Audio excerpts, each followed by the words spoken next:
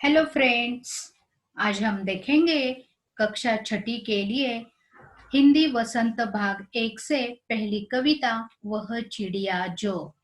यह कविता लिखी है केदारनाथ अग्रवाल। इन्होंने अपने मन में एक कल्पित चिड़िया को माना है और उसके अंदर मनुष्य के गुण है, उसे हमारे सामने उजागर यानी प्रस्तुत किया है। देखेंगे कविता वह चिड़िया जो। वह चिड़िया जो चोंच मारकर। अब चोंच मारना अर्थात कुछ पाना, चोंच से चोंच में कुछ भरना, खाने के लिए, पीने के लिए पानी, खाने के लिए दाने। तो चोंच मारकर दूध भरे जुंडी के दाने। जुंडी अर्थात जौ या बाजरे की बालियां। अब क्यों कहा है दूध भरे? क्योंकि जब खेत से फसल निकलती है तब ये जुंडी के दाने कैसे होते हैं?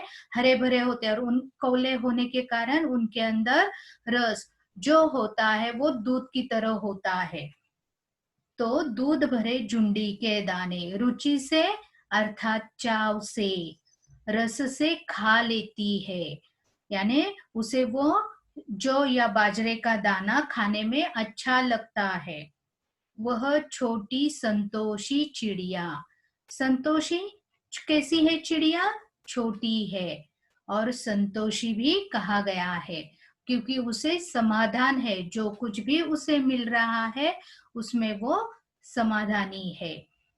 नीले पंखों वाली मैं हूँ। क्या कहा गया है? नीले पंखों वाली। उसके पंख कैसे हैं? तो नीले रंग के हैं।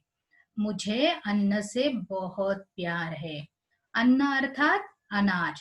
तो इस नीले पंख वाली चिड़िया को अनाज से बहुत प्यार है।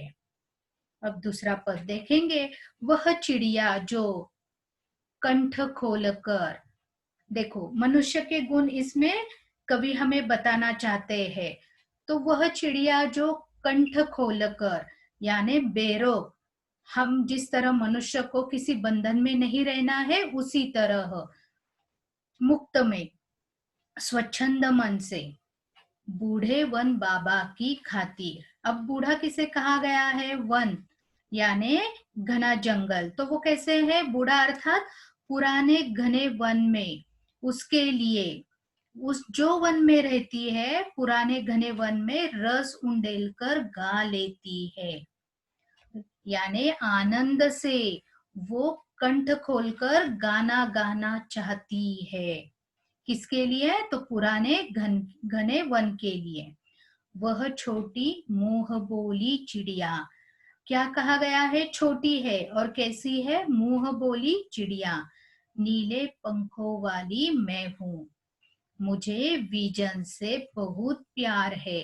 विजन अर्थात एकांत, निर्जन जगह, एकांत जगह।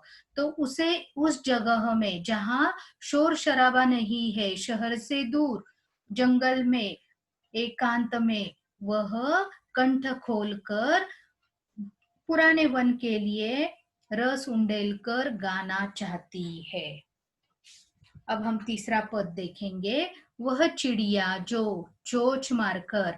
वही चोंच में वो कुछ भरना चाहती है। चढ़ी नदी का दिल टटोलकर।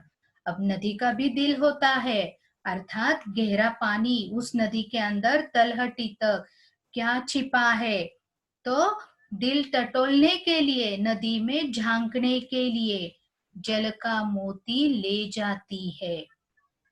तो नदी में सीपिया में मोती होते हैं। तो अब यहाँ मोती किसे कहा गया है? तो जल का एक बूंद, तो वो मोती कहलाया गया है और उसे वो चोंच में भरना चाहती है। वह छोटी गर्बीली चिड़िया। गर्बीली खुद पर, स्वयं पर उसे गर्व है, गर्व करने वाली। कैसी है? वह छोटी गर्बीली चिड़िया। नीले पंखों वाली मैं हूँ। उसके पंख कैसे हैं? नीले रंग के हैं और मुझे नदी से बहुत प्यार है। उसे नदी से भी लगाव है। यह कवि अपने भीतर की कल्पित चिड़िया के माध्यम से मनुष्य के महत्वपूर्ण गुणों को उजागर कर रहा है। संक्षिप्त में मैं कहना चाहती हूँ कि कवि ने बताया है कि उसके स्वभाव में नीले पंखों वाली एक चिड़िया है। वह संतोषी है, समाधानी है और उसे अन्न से बहुत प्यार है। वह अपनेपन के साथ कंठ खोलकर पुराने घने वन में बेरोक गाती है, मुंह बोली है और उसे एकांत में रहना पसंद है। वह उफनती नदी के विषय में जानकर भी जल की मोती सी बूंदे चोंच में भर लाती है और उसे स्वयं पर गर्व है। वह साहसी है और उसे नदी से लगाव है। इस तरह मनुष्य के गुण को कवि ने पंछियों की पंछियों के अंदर के गुणों को हमारे सामने उजागर किया गया है। धन्यवाद।